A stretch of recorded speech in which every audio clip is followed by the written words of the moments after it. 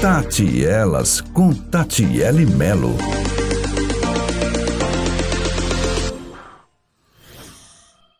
Oi, gente, seja bem-vindo a mais um programa. Que alegria ter você aqui mais uma semana para a gente bater um bate-papo, para a gente conversar sobre assuntos concernentes à vida cristã. Ter um bate-papo descontraído, gente, em coisas que vai contribuir com a sua vida, vai te ajudar a glorificar cada vez mais o nosso Senhor.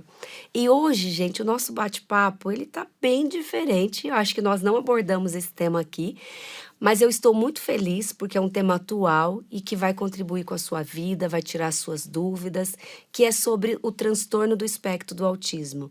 E para falar sobre isso, gente, está com a gente a doutora Ellen. Ela é bióloga, também doutora pelo Mackenzie em distúrbio do desenvolvimento. Ela vai se apresentar, falar um pouquinho mais dela. Professora há mais de 30 anos. Então, gente, é alguém que vai poder nos ajudar aí a conhecer um pouco mais sobre esse tema. Fique conosco, não esqueça de compartilhar, de deixar aqui o seu like, de fazer o seu comentário sobre o programa, sobre temas que você gostaria de ver aqui. Doutora Aline, seja bem-vinda. Obrigada. É uma alegria ter você aqui para a gente falar desse tema tão importante, né? Sim. Apresenta um pouquinho, conta um pouquinho de você pro pessoal que está em casa. Então, meu nome, como a Tati disse, é Aline, né? Eu sou de Minas Gerais, né? Mineirinha. Primeira coisa, sou cristã, né? Há muitos anos, muitos mesmo, converti na adolescência. E a partir daí casei com o pastor Adelson. E nós mudamos para São Paulo e eu comecei a estudar, fiz biologia. Depois comecei a fazer mestrado na área de microbiologia, mas vi que não era o que eu queria. Uhum. Daí eu quero fazer alguma coisa em relação à genética humana, né? A trabalhar com genética humana. E descobri um curso do Mackenzie, em São Paulo. Enquanto estudava aula no ensino médio, no ensino fundamental, né? E fui fazer mestrado no Mackenzie em 2005. Terminei em 2007. E comecei a fazer o mestrado em distúrbios do desenvolvimento com a pesquisa em autismo. Né? Na época chamava de transtornos invasivos do desenvolvimento. Era um outro nome. E nós começamos a estudar, né, qual relação existia entre a genética e o autismo. Né? Nesse interim, eu descobri uma doença cardíaca e tive que fazer uma cirurgia, mas consegui, com a graça de Deus, terminar o mestrado. Né? Fui dar aula em algumas universidades, principalmente na formação de professores e de psicólogos, nessa área mais de biologia mesmo. E lá no interior ainda. Depois disso, falei assim, não vou mais fazer nada, né? Vou parar de estudar. Mas lendo alguma coisa a respeito, né, do assunto. E quando foi 2014, eu resolvi voltar. Né? O Dr. Décio me chamou para voltar lá para o Mackenzie e fazer o doutorado. Comecei o doutorado. E no meio do doutorado, fiz uma segunda cirurgia cardíaca. Nossa! Eu brinquei até com meu marido, acho que eu não vou fazer mais nada, né? E aí eu fiz a segunda cirurgia cardíaca, mas consegui terminar o doutorado, né? Trabalhando com estresse e níveis de cortisol e com a fisiologia do autismo. Nossa, né? Em crianças e suas mães autistas. E consegui terminar o doutorado até então. Né? Continuei dando aula em faculdades e não tive tantas publicações devido aos problemas de saúde, porque eu fiz uma terceira cirurgia depois. Sim. Né? E sempre trabalhando com o tema, né? Dentro do tema, dentro do autismo, né? E trabalhando também na educação básica, né? Que eu tenho um cargo na educação básica, um cargo público, eu sou coordenadora, sou PEC em educação especial, inclusive. E estamos seguindo assim, né? Estudando. Esse ano nós produzimos um artigo junto com o pessoal do Mackenzie, né? Sobre as causas do autismo e também sobre as diversas linhas de pesquisa existentes, os diversos trabalhos já produzidos lá no Mackenzie sobre isso. Legal, então eu já tenho várias perguntas aqui pela sua introdução, que delícia. Ô, doutora Aline, explica pra gente o que é o espectro, o espectro do autismo, né? A primeira coisa que a gente pode pensar é o seguinte, o transtorno do espectro do autismo não é uma doença. Não é? Não é uma doença. Muitas pessoas acreditam que os transtornos do desenvolvimento não são uma doença. Tá? Os transtornos globais do desenvolvimento, dentre eles o transtorno do espectro do autismo. Tá. Né? Inclusive o novo DSM, o DSM-5, coloca tudo dentro de um só CID, né? de um só número, vamos dizer assim, de uma só caracterização, para ficar mais fácil para as pessoas entenderem. E o CID-11 também. faz a mesma coisa, eles estão um pouco mais próximos nesse sentido. É um transtorno do neurodesenvolvimento, porque ele vai trazer condições que atrapalham o desenvolvimento da criança. Né? No caso do autismo, o desenvolvimento social e de comunicação. Né? Nem todo autista, por exemplo, tem deficiência intelectual. Nem todos? Nem todos. Tá? Tem autista que vai ter deficiência intelectual e vão ser em graus diferentes. Né? Essa deficiência ela vai ser diferente para cada criança. E nem uma superdotação também, né? Pode existir uma superdotação. Mas não em todos, né? Não são todos que têm. Então, é também uma confusão que as pessoas fazem. Né? Então, é transtorno, né, porque do neurodesenvolvimento, porque ela vai mexer no desenvolvimento neurológico da criança. Do espectro, por quê? Porque eu tenho crianças, que a gente pode dizer, extremamente comprometidas, que estão lá no final do espectro, e algumas que estão lá no início, menos comprometidas. A gente pode usar o termo comprometimento aqui. Tem níveis, não tem a ver então? com nível, não. Não. Inclusive, é outra coisa que às vezes você vê nos laudos médicos, né? Nível 1, nível 2, nível 3, né? Sim. Não, a gente pode dizer que eles têm o que a gente... suporte, né? Níveis de suporte e não de comprometimento. A criança, ela vai precisar de maior ou menor suporte. Tá bom. Tá? Então, a criança então, é transtorno do espectro, então transtorno porque é do neurodesenvolvimento, do espectro, né? Porque eu tenho crianças mais e menos comprometidas, do autismo, porque é uma criança que se imaginava quando foi diagnosticada a primeira vez, né?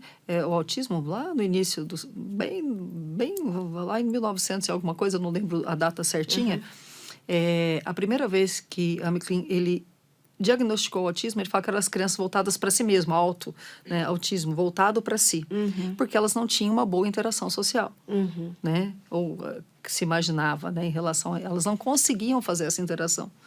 Né? Então, essas as confusões que existem. Não é uma doença, porque não tem cura, né? Você não fala em cura do autismo, né? Tratamentos existem para dar suporte para essa criança.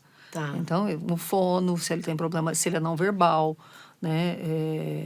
Terapeuta ocupacional, psicólogo, psiquiatra, neuro. Para que né? ele tenha uma melhor qualidade de vida. Isso, para que ele se adapte melhor. Ele precisa desses suportes. Tá. E uma criança, ela pode ser hoje nível de suporte 2, mas ela pode evoluir para o nível de suporte 1. Então, se ela precisar de mais suporte, ela vai estar lá no nível 3. Tá bom. Tá? Então, vai depender muito das terapias e das condições, né, que forem oferecidas para essa criança. E ela pode estar transitando, dependendo se ela não tiver comorbidades. Sim. Tá? Porque, como eu disse no início, a criança ela tem autismo, né, vamos colocar assim, falar só de autismo, o TEA, né, que é a sigla, né, e ela tem outras comorbidades. Ela tem... por exemplo, transtornos hipercinéticos, ela não para quieta, ela tem deficiência intelectual como comorbidade, e ela também pode ser comorbidade de outras síndromes genéticas. Tá? No caso de síndromes genéticas ou outras síndromes que não sejam também de origem genética, ela pode ser uma comorbidade. A criança tem, por exemplo... Vamos pegar uma síndrome como Down, ela tem síndrome de Down e ela tem autismo. É mais raro, mas existe crianças com Down e autismo. Sim. Então, você pode ter casos assim.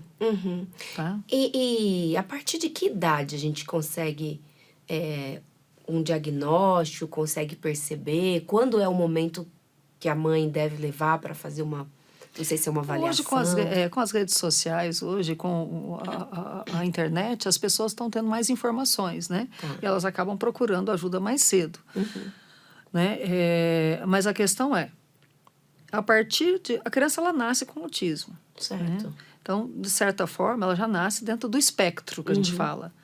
E ela ser mais ou menos comprometida vai fazer que a mãe observe algumas características diferentes, ou o cuidador dessa criança, né? Ou quem está com ela, algumas, como que eu posso dizer? Algumas atitudes que as diferenciam das outras. Ela não está no mesmo padrão de desenvolvimento de uma criança dita dentro da normalidade. Tá. Tem alguns padrões que as mães podem observar, que a gente poderia citar Não aqui? lembrando que o autismo, cada criança Sim. é uma, né? A gente precisa sempre ter em mente isso. Mas existem alguns fatores que a mãe pode observar. Andar na ponta dos pés, né, ter o que a gente chama de maneirismo, flapping, né, durante a infância, querer brincar mais com, não o objeto em si, a boneca, ou o carrinho, por exemplo, para poder brincar de carrinho, mas só com a roda do carrinho, né, organizar as coisas muito bem, né? Enfileirar todos os brinquedos, todas as coisas. Então, são algumas características que podem, né? Ó, bem claro, podem Sim. ter relação com o transtorno do espectro do autismo. Nem sempre tem. Tá. Porque é um conjunto de fatores. A criança, ela pode não olhar nos olhos, mas ela pode também olhar nos olhos. Né? Tem crianças autistas que não olham nos olhos, preferem o berço do que o colo. Então, tem algumas situações assim que nós podemos pontuar que podem ser indícios, mas tem que ser o conjunto todo. Né? Porque, às vezes, por causa de uma característica, minha criança tem transtorno do espectro do autismo. Não é isso. Acho que é importante não rotular, né? É não rotular. Um médico, Isso, procurar, porque tem outros transtornos que podem ser muito similares. Tá. Então, eu preciso de uma equipe, inclusive. Esse é um problema interessante que a gente pode falar, que o médico, mesmo um pediatra, qualquer médico, ele pode diagnosticar autismo. Mas ele precisa ter a consciência de que ele tem que ser especialista na área, porque não é fácil o diagnóstico. Né? Existem instrumentos, inclusive, dentro da psicologia, que os psicólogos e os psiquiatras usam para fazer uma triagem, se a criança pode ou não ter autismo. Mas é uma equipe multidisciplinar, tá? Compostos por vários tipos de profissionais na área de saúde que irão fazer o diagnóstico correto. Tá. Ô, doutora Aline, e todo autista não gosta de contato? Porque, assim, tem muitos mitos também, né? Muitas coisas que as pessoas colocam como sentença, né? Ah, não, todo autista, ele não gosta de contato. Não. Todo autista, ele tem esse padrão. O que você disse é que cada autista é único, é único, né? É único, isso. Isso é uma outra coisa. Eu visito escolas, né? Para poder verificar o tipo de apoio que a criança precisa. E o que acontece é que muitas das vezes as pessoas acham que porque a criança ela é um pouco mais carinhosa, ela tem um social nem tanto comprometido, que ela não seja autista. Né? O autista não é que ele não gosta do toque, ele não sabe como expressar isso. Né? Falar que não gosta, todo mundo gosta de toque, né? Todo mundo gosta de depende do tipo de toque. Às vezes ele tem hipersensibilidade, né? Vamos dizer assim, ao toque, hipersensibilidade tátil, então ele vai ter uma maior dificuldade de ser tocado. Né? E com quem ele estabelece vínculo, ele vai abraçar, ele vai se comunicar melhor nesse sentido, ou verbalmente ou não, porque eu tenho autistas que são verbais, autistas que são não verbais. Né? Quando é não verbal, ele não fala mesmo. Ele não fala, não porque ele seja mudo, porque não existe esse termo, né? Sim. Ele não fala por diversos motivos, né? Então, tem criança que não quer falar. Tem criança que ela tem um problema realmente de desenvolvimento da fala. Então, cada caso vai ser um também. Sim. E, doutora Aline, é possível que uma criança passe pela infância sem ser diagnosticada, sem que alguém perceba, e só venha a ser identificado isso na vida adulta? É comum? Isso parece que tem sido muito comum. Não é minha área não é minha especialidade, é mais a causa do autismo, né? Mas para aquilo que a gente lê, né? Realmente existem crianças que passaram por causa da falta de conhecimento. Era criança dita como esquisita, né? Que não se relacionava tanto com os colegas, que ficava mais no mundinho dela. Né? Então, essa criança ela foi, muitas das vezes, taxada, né, como esquisita, por estar, vamos dizer assim, aqui na pontinha do espectro, né? Sim. Sendo menos comprometida. E conseguiu se desenvolver até a vida adulta. Ela foi ter um diagnóstico lá com 15, 16, 20, 30, tem gente que até com 40 anos tem diagnóstico do autismo. Sim. Você falou que a sua área é entender mais... a etiologia, a causa do autismo. Né? E qual é a causa? Isso é bom perguntar, porque hoje nas redes sociais, na internet, muita gente fala, porque...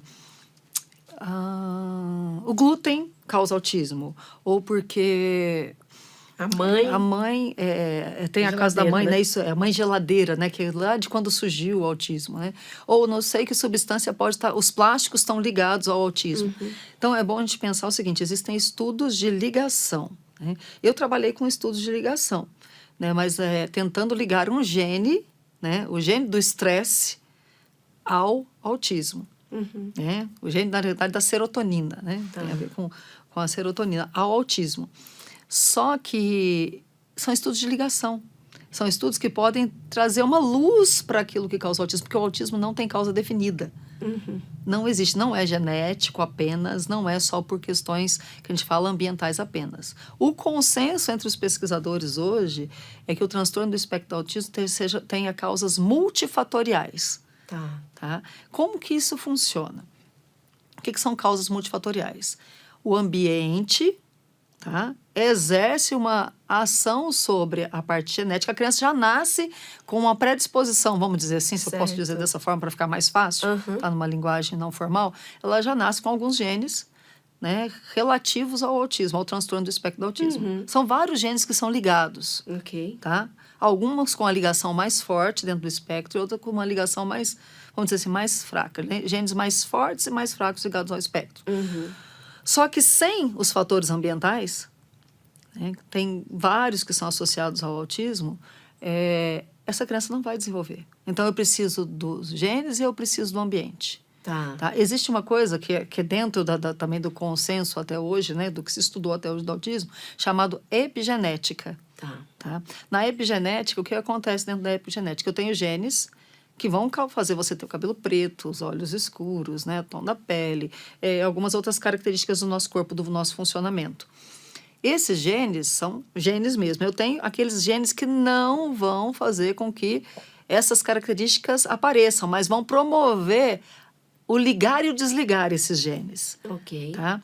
E os fatores ambientais podem trabalhar, que a gente chama nesse ponto, ligando e desligando os genes, né, que vão fazer com que a criança desenvolva várias características, inclusive o transtorno do espectro autista, desde que ela esteja dentro desse quadro. Tem a predisposição genética, tem a questão... Mais o ambiente. Mais o ambiente. E fatores ambientais não tem a ver o ambiente com apenas o meio familiar. Tá? E também pode ser o uso de drogas, o uso de álcool, poluição, né? Tem vários fatores, estresse materno durante a gestação. Contribui? Né? Podem, são fatores que são associados. Né? Não podem estar ligados ao autismo. A gente não tem ainda fechado. Alguns fatores são mais proeminentes, né? Tem uma maior relação, e outros uma menor relação. Né? Eu não sei se ficou claro, né? Tentei explicar de uma forma... Não, eu acho que... Então, não tem uma causa definida. O glúten e outras situações que a mídia possa trazer não são causas do autismo. O autismo não tem uma única causa, pelo que se sabe até agora. Tá. E aí, a gente pensando nisso, é uma pergunta que todo mundo se faz, né? A gente ouve bastante. Há um aumento, realmente, no caso do transtorno, ou há um maior diagnóstico, as pessoas estão mais informadas? Na sua opinião, o que você acha? Há um aumento? Nós estamos vendo um aumento, um número maior de pessoas com espectro? Sim. Aqui no Brasil, a gente não tem tantos estudos assim dessa questão do aumento, né? Da incidência e da prevalência, né? Vamos dizer assim, do autismo. Nós temos um estudo, acho que do ano passado, nos Estados Unidos, eu não lembro em que região, de crianças com 8 anos, eu não vou falar para não falar bobagem, eu sou péssima em nome, de 8 anos de idade. E acho que em 2000, nós tínhamos cerca de 1 para 54 crianças com autismo. Hoje, o número vai de 1 para 36. Da mesma idade, 8 anos, na região ali, eu tenho 1 para 36. Isso aumentou muito. Então, cada 36 crianças com 8 anos, uma tem transtorno do espectro do autismo. Então, é muito difícil a gente dizer se realmente tem aumentado ou se antes não havia um diagnóstico. Né? O novo CID-11, né, e o DSM-5, eles abriram o leque para o diagnóstico do autismo. O que é isso? Antes, as características eram mais enrijecidas, mais presas. Hoje, você tem crianças que são menos comprometidas e estão dentro do espectro. Então, elas são diagnosticadas. Antes, elas eram subdiagnosticadas. Se existem fatores que estão contribuindo, então, somente os estudos com o tempo vão estar dizendo para a gente se era só uma falta de diagnóstico realmente, ou se realmente tem existido um aumento no número de crianças autistas. A gente não sabe responder também ainda isso. Quem estuda essa parte, né, de incidência e prevalência, né, do autismo, provavelmente vai estar investigando isso E aqui no Brasil nós não temos muitos estudos com esse perfil ainda. Aham. E trazendo para a nossa seara, né, a igreja, nosso ambiente, a gente tem percebido que nós temos recebido, né, por exemplo, a nossa igreja mesmo recebeu duas crianças esse ano, né, com o espectro do autismo. E como a igreja ou as pessoas que trabalham ali no Ministério Infantil, como a gente pode lidar com essas crianças? Qual é a melhor maneira, né? Porque para igrejas maiores, né, a gente posso estar falando assim, a Igreja Presbiteriana de Pinheiros tem um projeto chamado GEPANDA, Sim. né, que surgiu no coração de uma das irmãs que tem uma criança com deficiência. E esse projeto tem crescido e tem recebido as crianças com transtorno do espectro do autismo e outras deficiências, não só com autismo. Certo. Né, acolhido essas crianças. E eles têm estudado, têm capacitado, né, as pessoas que estão trabalhando na escola dominical ou no culto infantil para poder estar cuidando, né, e ensinando essas crianças na igreja enquanto seus pais participam do culto. De igrejas menores, cada criança é uma, a gente pode dizer assim, geralmente a gente tem um número menor de crianças. Sim. Sendo cada criança uma, né, um dos fatores é conversar com os pais ou com os cuidadores ou com aquele que está com a criança, saber qual que é o foco daquela criança, como que ela lida com o dia a dia. E a pessoa que está ali, né, nós estamos ali para ensinar sobre o amor de Jesus para aquela criança também, né, e para a sua família, demonstrar o amor para a sua família. Então, nós podemos aprender sobre aquela criança, sobre as características daquela criança. Algumas coisas que ela precisa para ela manter, né, o que a gente chama, deixa eu ver se eu lembro o termo correto aqui para falar, para não usar um termo que é jargão por aí, ela não desregular, tá? Ela se manter regulada durante o período, porque se é uma criança que tem sensibilidade auditiva, ela vai precisar ir para a igreja usando, por exemplo, um fone. O som da igreja vai ter que estar um pouco mais adequado para que ela não se desestabilize. Ok. Então, se ela tem uma sensibilidade visual, né, tomar cuidado com a iluminação. É uma igreja que tenha luzes, né, essas novas igrejas que têm luzes bem tipo, deixa eu ver se eu lembro, bola de neve, vai ter que ter uma condição melhor para essa criança não ir no culto noturno, onde existe esse jogo de luz, para que ela não se sinta incomodada. Mas o caminho é conversar com os pais, Conversar né? com os pais. Pra que saber eles nos orientem. como é essa criança, porque cada uma é uma. Não pensando só no transtorno do espectro do autismo, mas uma síndrome que é muito comum, a síndrome de Down. Né? Nós precisamos pensar também de adequar as nossas escolas dominicais, os nossos cursos, para estar recebendo essas crianças. Elas podem estar trabalhando. Né? Lá em Pinheiros, por exemplo, tem crianças com síndrome de Down que ajudam depois do culto, a servir as pessoas, né? A trabalhar durante todo o processo ali, né? Porque ela foi ensinada. Aline, por que a gente vê pouco essas crianças assim no nosso meio? Eu não sei te falar, porque a gente vê pouco, né? Existem muitas famílias que têm crianças com algum comprometimento. Antigamente, se costumava se trancar em casa, né? Se tinha vergonha, né, da deficiência, né?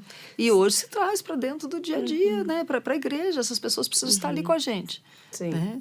E as igrejas precisam receber. Né? Na nossa igreja, por exemplo, uma coisa que é muito importante também, criança surda. Né? Libras, né? Hoje a Libras está em todos os lugares, né? A língua brasileira de sinais. E o intérprete ou o interlocutor está ali, né, para ajudar, para poder auxiliar. Na nossa igreja, por exemplo, tem um curso de Libras. Que legal. Né, que nós estamos, né, ela tem um curso de Libras que ela oferece para as pessoas que estão ali, né, aprenderem a se comunicar com pessoas que são surdas. E surgiu isso de quê? Parece que de um dos membros da igreja, quando surgiu que ele começou a perder a audição. Aí houve aquela... Eu acredito que Deus fez isso para poder comover, né? Para poder trazer o evangelho também para essas pessoas. Em relação ao transtorno do espectro do autismo, outras deficiências, o importante é aprender sobre aquela criança. Sim. Né? Quem vai ali ministrar uma aula para aquela criança, vai trabalhar com ela, precisa entender o que ela tem. Se ela tem hiperfoco, por exemplo, em desenhos, tem muitas crianças que têm. E desenham lindamente. Eu fui esses dias em uma escola e conheci uma menina, né? Ela tem 10 aninhos, meu pai está num processo de ajuda com essa criança. Ela desenha anime com 10 anos que eu nunca na minha vida, nem que se eu fizer um curso eu vou desenhar como ela desenha. Ela tem um hiperfoco em desenhos, Sim. né? Então, pode-se usar disso para poder trabalhar com essa criança. Outro dia eu vi uma chamada que era assim, falando do autista, né? Às vezes eu bato, às vezes eu brinco, às vezes eu grito, às vezes eu pulo, mas é uma forma que eu me acalmo. Isso acontece? Geralmente a criança dentro do transtorno do espectro, se ela tem aquilo ali, ela vai repetir o que você fala.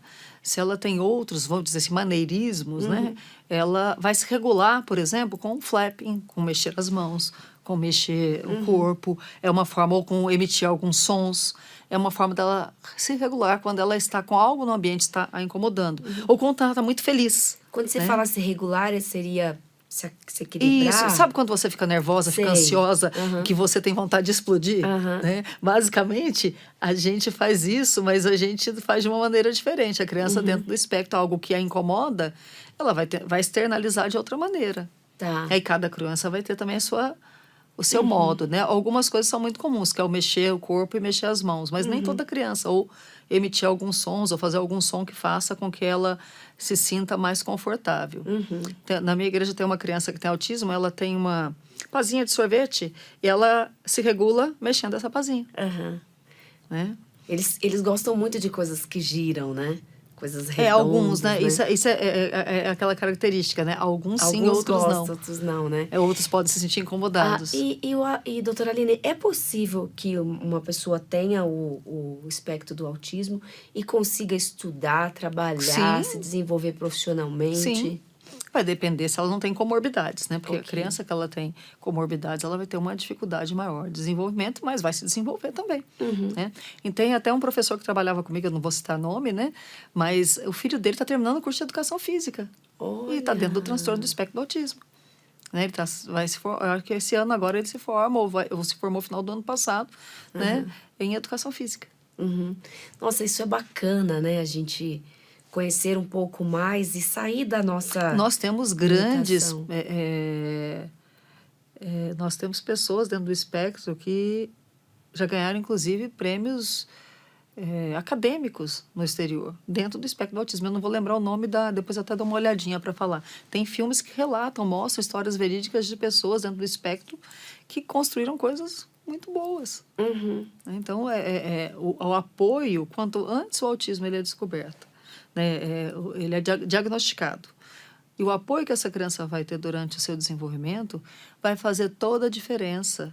Assim como nós alcançamos níveis diferentes de desenvolvimento, cada um de nós tem as suas preferências, alguns com, vamos dizer assim, com inteligências diversas, essa criança também ela vai conseguir se desenvolver, né? Dentro da sua capacidade, vamos dizer assim, e alcançar, às vezes, mais do que uma pessoa dita normal, dependendo da Sim. criança. Legal. Cada caso é um caso. Sim. Né? A gente tem que deixar bem claro isso. Gente, que delícia, né? Conhecer um pouco mais sobre o transtorno do espectro do autismo, né? Se você tem alguém, conhece alguma família que tem uma criança ou que está lidando com isso, compartilhe esse programa. Essa também é uma forma de você abençoar. E também quero falar com você, gente, sobre a nossa plataforma. Você ainda não conhece? Você não sabe o que você está perdendo, gente.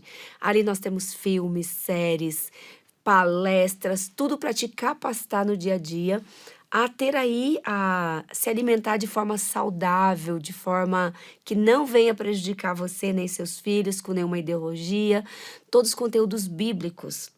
Acesse a nossa plataforma, o nosso site, conheça lá. Os meninos vão colocar aqui para vocês e vocês vão poder acessar. E assina, gente, para você ter esse conteúdo de qualidade e ajudar aí nosso programa e outros programas a se manterem com essa finalidade de levar conteúdo bíblico, cristão, saudável para você e para toda a sua família. Doutora Aline, agora eu fiquei pensando muito nisso, né? Assim, como a gente sabe pouco sobre isso, né? Às vezes a gente sabe muito do mesmo, né? Daquilo que é divulgado, né? E é interessante tudo isso que você trouxe, né? Que não é uma doença, né? Que então as pessoas vão ter qualidade, mas não vão se curar, né? Do espectro do autismo. É muito gostoso a gente pensar nisso. Agora, quando a gente pensa agora, nesse momento que a gente está vivendo, para alguns pais, eu tive a oportunidade de conhecer um pai, uma família, que ao saber do diagnóstico da criança, se sentiu como que envergonhado, não queria dividir com outras pessoas, entrou no estado de negação, sabe? Não aceitando o diagnóstico. O que você falaria para um pai, para uma mãe que de repente recebeu um diagnóstico agora? O que você falaria para eles? Eu acredito que nada na nossa vida, vou falar no geral, não Sim. só para o transtorno do espectro do autismo, mas nada na nossa vida vem, né, sem a permissão de Deus. Né? Deus tem algo para nos ensinar e ensinar através de nós, né, para as outras pessoas. E ter um filho com um diagnóstico do transtorno do espectro do autismo não é diferente. Né? Não é como é que fala, uma sentença, né, de morte ou algo parecido. Sim. Não, ele tem um transtorno do desenvolvimento, do neurodesenvolvimento. E ele precisa receber um suporte maior. Todos os nossos filhos precisam de suportes, né? Precisa de algum suporte, desculpa. Precisa de algum suporte nosso, né? No desenvolvimento. Um filho vai precisar de mais suporte, o outro menos. Essa criança ela vai precisar de suporte também.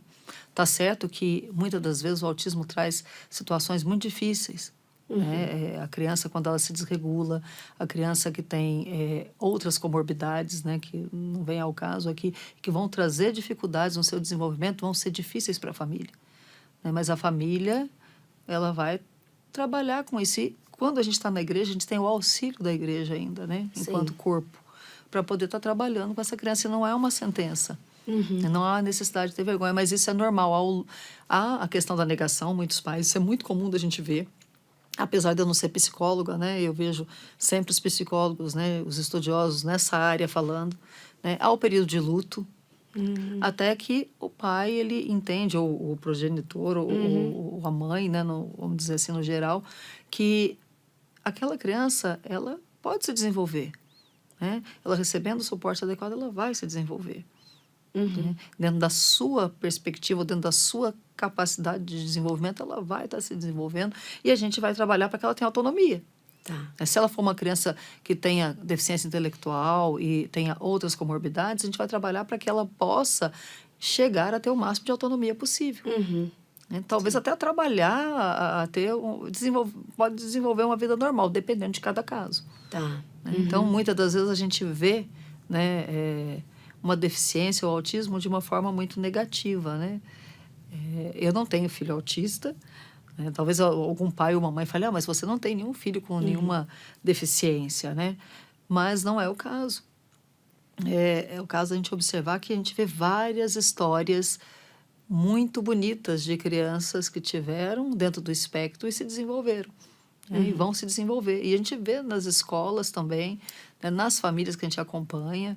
A minha família, na minha igreja, tem uma criança com um transtorno do espectro do autismo, né, diagnosticada. A mãe também teve dificuldades no início, teve o processo de negação. E foi, inclusive, numa palestra do GEPANDA que ela deu o insight. Então, ele teve o diagnóstico mais tardio. Né? E hoje ela dá palestra. Ela vai nas igrejas, ela fala sobre autismo, né? Ela tem feito uma campanha de divulgação e de conscientização a respeito do autismo a partir do GEPANDA, lá em Pinheiros. E, por exemplo, essa criança, né? Ela tem uma deficiência intelectual muito, se eu não estou enganada, pequena ou nenhuma. Ela era nível de suporte 2, ela passou por nível de suporte 1 já. Olha. Né? Ela já está no nível de suporte 1 e... Uma das características dele é que ele, no final de cada culto, depois que o pastor dá a bênção, as crianças cantam. E é ele que precisa pedir, né? Ele tem o hábito de pedir para as crianças levantarem. Se ele não faz isso, ele desregula. Ah, é? É. Olha. Então, ele precisa essa é uma característica dele, ele gosta de participar. É participante, ele participa. Né? No culto à noite, quando eu não dou aula todos os domingos, né? Então, a cada 2 meses, quando ele está, ele participa das aulas. Eu sempre que eu vou fazer alguma coisa que eu não sei se o incomoda, que ele já está com 11 anos, né? 11 ou 12, agora eu não sei, não vou falar. Eu pergunto, eu posso fazer isso? Isso vai te... Não vou falar o nome, né? Isso vai te incomodar, fulano? Ele fala, não. Ele responde normalmente e a gente continua a atividade. Que legal. Se isso, vou fazer uma brincadeira assim, fazer uma brincadeira que eles iam ficar com uma venda. Eu perguntei se ele queria, ele falou que não queria. Ok, mas ele participou, ele respondeu, ele só não ficou vendado. Ah, que legal. Ou seja, fazer a pergunta para ele mesmo, para ele né? mesmo. Se a criança tem a condição, se ela é verbal como ele é, né, já tem 11 anos, né, para 12, eu acho, e ele consegue se comunicar bem, você vai perguntar para a própria criança aquilo que incomoda e não incomoda. Conhecer a criança mesmo. Sim. Ô, doutora Aline, como explicar para as outras crianças? As outras crianças, eu acredito, tanto na escola quanto na igreja, quando você fala com as outras crianças sobre a deficiência, elas entendem. Talvez o adolescente um pouco menos, no início lá de 6º, 7º ano, tem um pouquinho maior de dificuldade até se adequar, mas elas acolhem e elas entendem. E elas às vezes acolhem melhor e entendem melhor do que a gente. Olha. Eu tive um aluno que eu dei aula para ele do 6º ao 9º ano, ele estava dentro do transtorno do espectro do autismo, 2 na realidade. Só que um eu dei aula para ele só no 6º. E um deles, a turma já sabia de todas as condições, né? Todas as características do que ele gostava, do que ele não gostava, né? E conseguia acolher muito bem. Algumas vezes, enquanto ele estava no 6º ano, eu tive que pedir para ele sair da sala e falar com o restante dos alunos. Aí eu falei, fulano, vai beber água, eu falava. Vai beber água. Ele tinha a cuidadora que estava do lado de fora, ele ia beber água com a cuidadora, né? Para ele não se perder na escola, não ficar zanzando pela escola. E conversei com a sala sobre o que estava acontecendo. Tive uma situação, né, que ele repetia tudo que a turma falava. Aí um dos alunos soltou uma palavra que não deveria, né? Aí eu chamei, falei, gente, vocês sabem que não pode, vocês sabem da situação. Você conversa com eles, eles vão atender. Compreender e às vezes melhor, porque a gente conseguia aceitar as brincadeiras dele, que ele fazia com o restante da turma. Né? Mesmo quando ele estava irritado, né, desregulado, que ele não batia, ele não era agressivo. Ele começava a chorar, né? A gente pedia, quer dar uma volta, quer beber água? Fulana, vai com ele para mim? Aí, às vezes, ia uma das crianças que ele tinha mais afinidade com ele, acompanhando. Então, tem toda essa situação que as crianças elas conseguem acolher. Tá. Né? E adolescentes também. E, doutora Aline, você falou da questão da genética e ambiental, né? Que não se sabe o fator, né? Que é multifatorial. E um pai, uma família que teve a primeira criança ali com o espectro do autismo, né? Não é sentença que a segunda virá também. Ele vai procurar um médico, geralmente um médico geneticista, Tá. E o médico ele vai falar para ele que existe uma probabilidade bem maior dele ter uma criança dentro do espectro, mas não quer dizer que ele vai ter. Então tem que ver a causa, porque algumas causas, né, dentro de um transtorno, por exemplo, uma criança que teve diagnóstico de Prader-Willi, por exemplo. O que é isso? É uma síndrome genética. Tá. Ela pode ter autismo como comorbidade. Então, nesse caso, eu tenho um fator genético já. Você sabe que a causa do autismo é por causa do problema da síndrome principal, que é o Prader-Willi. Ok. Tá? Então, assim, por exemplo, você tem esses casos assim, mas o caso é que eu tenho somente o transtorno do espectro do autismo, existe uma chance, eu não lembro agora a proporção, tá, de cabeça. Tudo bem. Não sei se é 2 vezes mais chance, quanto é, né? Mas é uma chance bem maior de se ter uma criança dentro do espectro do autismo, se você tem uma. Mas não quer dizer que vai ter. Tá bom. Então, é muito difícil de se...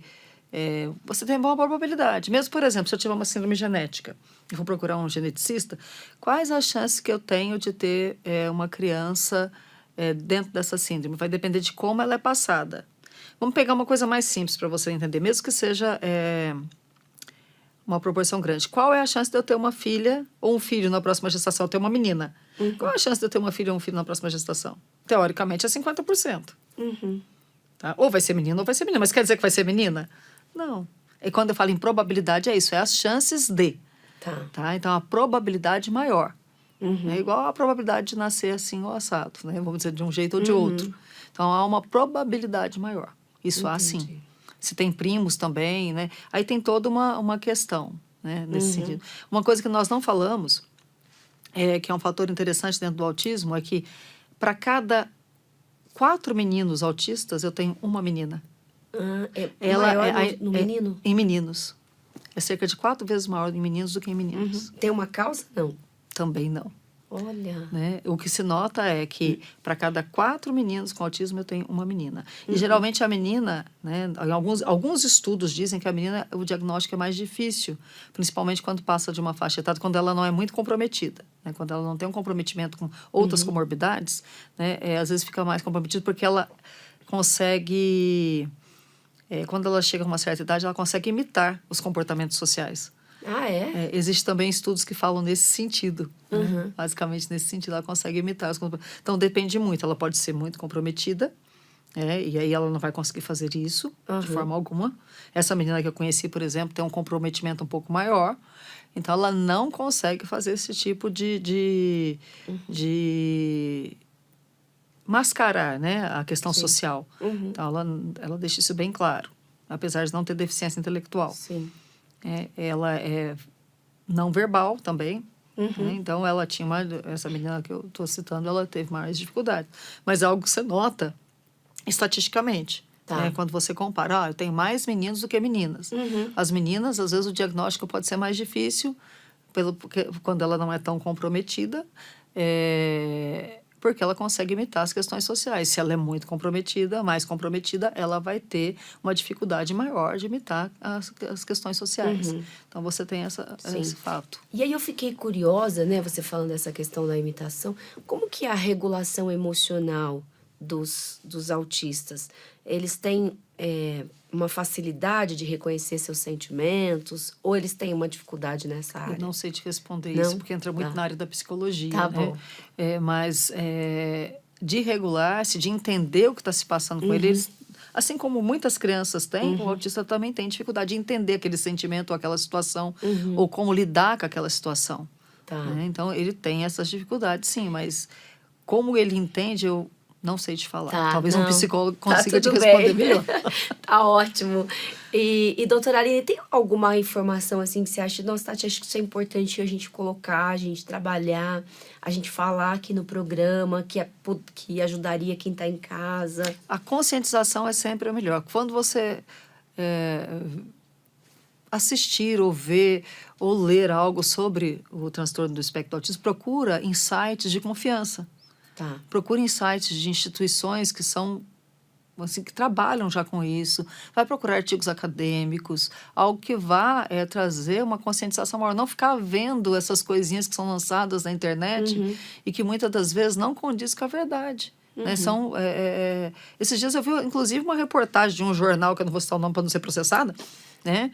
Que a chamada era como se, eu não lembro qual que era a causa, que aquilo era a causa do autismo, foi encontrado uma causa. Aí quando você lê, você vê que é um estudo de ligação, que não tem nada a ver, eu acho que era microplásticos mesmo, né? Que os microplásticos estavam associados, a causa do autismo está sendo descoberta. Sim. Né? Ou descobriu-se a cura, né? Não existe cura, né? Então, se eu não estou falando de uma doença, não estou falando de cura. Estou falando de tratamentos que vão auxiliar no desenvolvimento. Sim. Eu achei interessante criança. essa questão da ligação que você falou, né? Porque a gente que é leigo, às vezes, acha isso, né? Ah, tem uma ligação, então já é a causa, né? Não. E agora você explicou que é completamente diferente, né? É como se fosse uma luzinha, né? Mas não necessariamente... Outra coisa importante da gente falar, não só em relação ao autismo, mas na ciência em si, né? Que é uma coisa que está muito em voga hoje. Porque a ciência fala isso, porque a ciência fala aquilo. Mas a ciência não está escrita em pedra, né? Muda o tempo isso, todo, né? muda o tempo todo. É uma coisa, a ciência ela é viva, ela está mudando, ela muda. Novas descobertas. Por exemplo, quando fala teoria tal, né? É uma teoria. É uma das teorias. Sim. Pode ser a mais aceita academicamente, mas não existe só aquela. Sim. Né? Quando eu falei, olha, no meio... Você falou até que o nome mudou, né?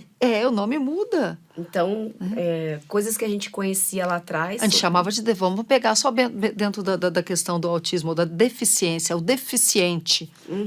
Você não fala mais o deficiente, você fala pessoa com deficiência, porque a deficiência ela não descreve aquela pessoa tem características próprias. A deficiência não é ela e ela não é a deficiência. Olha que legal. Né? Então, essa questão, por exemplo, eu falava retardamento mental, retardado mental. Alguns médicos ainda usam o termo, porque o CID-10 ainda traz esse termo, mas a gente não fala mais retardamento, retardado, não, ou retardo mental, a gente fala deficiência intelectual. Hoje usa ainda assim um outro termo. Menos agressivo, né? Bem menos. Né? Então, assim, nós vamos aprendendo, né? A não colocar esses rótulos ou esses estereótipos, né? Para a gente não ter esse tipo de problema. E eu acho que uma coisa importante, doutora Aline, que você falou, né, dos pais, é a gente lembrar que se Deus permitiu, né, que você tivesse uma criança com transtorno do espectro do autismo, Ele vai te capacitar, né?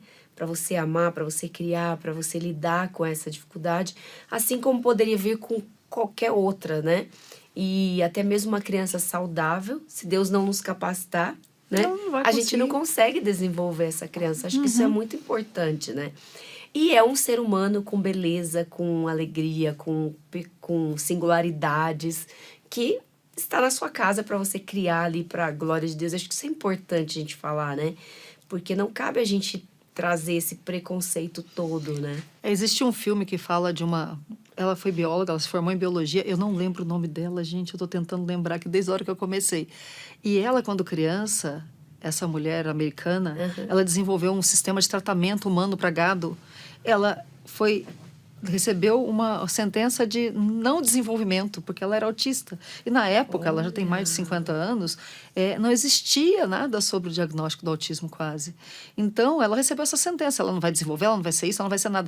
Ela fez mestrado, fez doutorado, ela tem estudos, ela ganhou prêmios. Uau! Né? E ela tem um social muito, não tão desenvolvido quanto de outras crianças autistas que têm um social mais desenvolvido, né? De comunicação. E ela se desenvolveu, é que eu não estou lembrando agora. E que nos ensina que não é uma sentença. Né? E nós, como cristãos, devemos pensar o seguinte, que todas as coisas cooperam para o bem daqueles que amam a Deus, daqueles que são chamados segundo o seu propósito. Né? Isso para a gente, nós somos chamados para amar. Né? Amar todas as pessoas, todos os tipos de pessoas. Né? Independente de raça, cor, credo, possuir ou não uma deficiência, nós somos chamados para amar, né? E para dar o nosso melhor. Né? E a palavra de Deus nos fala, filhinho, não nos amemos só de palavra, mas de fato e de verdade. Nós devemos nos amar com as nossas ações também. Isso é difícil, porque a nossa natureza caída não permite, né? Muitas das vezes. Né? Muitas das vezes a nossa natureza caída, ela prega algumas peças para a gente. Né? E se a gente pensa nisso que você falou, né, doutora Aline, que forte... Esse texto bíblico que você trouxe muda tudo, né? Porque às vezes a gente está tão preocupado no que os nossos filhos vão poder fazer, o quanto eles vão ser reconhecidos aí fora, quando na verdade o que Deus pede é que nós os amemos, o ensinemos no temor do Senhor, né? E isso glorifica a Deus e ponto, né? Nós possamos procurar dar exemplo também, né? Porque é difícil, nós falhamos, né? Sim. Nós não somos perfeitos, né? Nós acabamos falhando, mas dá exemplo. E uma coisa que eu queria deixar bem clara, não existe incoerência, incongruência. Algumas pessoas pensam, nossa, mas essa mulher, ela é estudada, fez doutorado, está falando de fé. São duas epistemologias diferentes. Né? A fé e a ciência, elas podem caminhar juntas.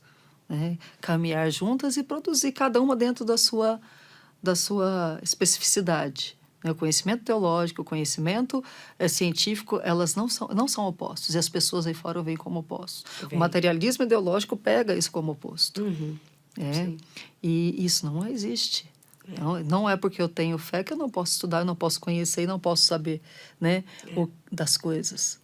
Muitas das vezes pode entrar em alguns aspectos em confronto.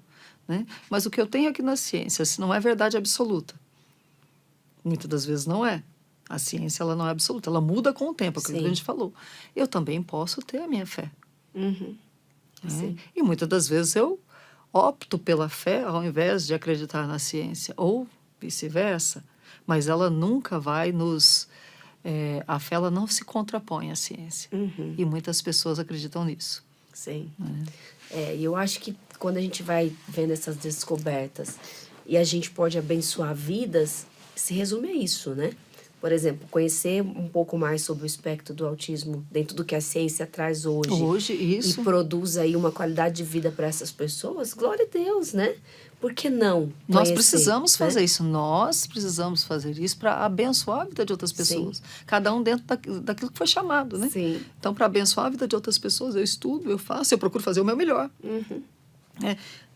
Tudo que a gente tem que fazer, a Bíblia fala para a gente fazer bem feito. Sim, verdade. Colocar o nosso coração e fazer bem feito. E para que sejamos bênção na vida de outras pessoas, nada mais do que isso. Sim. Cada um tem sua característica. Eu vejo em casa meus filhos, eu tenho 2, Samuel e Eliel. Um é totalmente diferente do outro, cada um tem as suas características, as suas capacidades, né? Um é melhor nisso, outro é melhor naquilo, né? Só beleza, um tem um temperamento de um jeito, outro tem um temperamento de outro jeito, um tem alguma limitação aqui, outra limitação ali, assim como nós. Sim. Eu tenho limitação com nome, por exemplo, custa pra lembrar nome, né? Tanto é que eu não lembro o nome do filme. Se me perguntar nome de bactéria, nome de processos biológicos, eu vou lembrar com mais facilidade do que o nome de todas as pessoas que trabalham comigo, por exemplo. Sim. Eu até peço desculpa, gente. Eu esqueci seu nome. Eu falo, me perdoa. Então tudo bem, eu faço isso também, eu viu? faço direto, eu faço, me perdoa. Meu marido, não, tem uma facilidade enorme com o nome completo ainda. Olha só. Então eu falo, cada um, geograficamente, né, ele se desloca super bem. Eu tenho uma limitação geográfica enorme. E que bom que a gente se complementa, né? Que a gente... Né? Que e às vezes a gente acha que porque tem mais desenvolvimento na área da matemática ou na área da ciência, né, a pessoa ela é mais inteligente. Não, ela tem inteligência diferente. Exatamente. Né? E nossos filhos, mesmo com deficiência, também. Né? Então, a gente tem que levar em consideração isso. Deus nos fez diferentes. Sim. Doutora Aline, muito obrigada por esse tempo. Foi muito bom aprender um pouco mais sobre esse transtorno que é tão atual, que a gente tem ouvido e lido tanta coisa, mas ao mesmo tempo fica confuso. E hoje você trouxe um esclarecimento pra gente. Eu que agradeço. Muito obrigada. Que Deus continue abençoando sua vida, nos ensinando nesse caminho, para que a gente possa acolher melhor essas crianças, essas famílias e saber lidar de uma forma mais respeitosa, mais saudável, né? Então, muito obrigada. Eu que agradeço. Gente, eu quero agradecer por você estar aqui comigo, mais um programa. Eu espero que você tenha gostado, que você tenha aprendido assim como eu. Gente, eu não sabia que o transtorno do espectro do autismo não era uma doença. Olha, já tem uma coisa aí que desconstruiu na minha cabeça, eu acho que na sua também. E eu espero você na próxima semana para assistir mais um programa. E também, gente, deixa o seu comentário. Você gostou desse conteúdo? Quais são os temas que você gostaria que a gente abordasse aqui? Deus abençoe sua vida. Até a próxima semana. Tati e Elas. Apresentação: Tatiele Melo. Produção: Arthur Mendes. Direção-geral: Marcelo Valim. Gravado no estúdio Comev. Um programa Telmídia. www.telmedia.com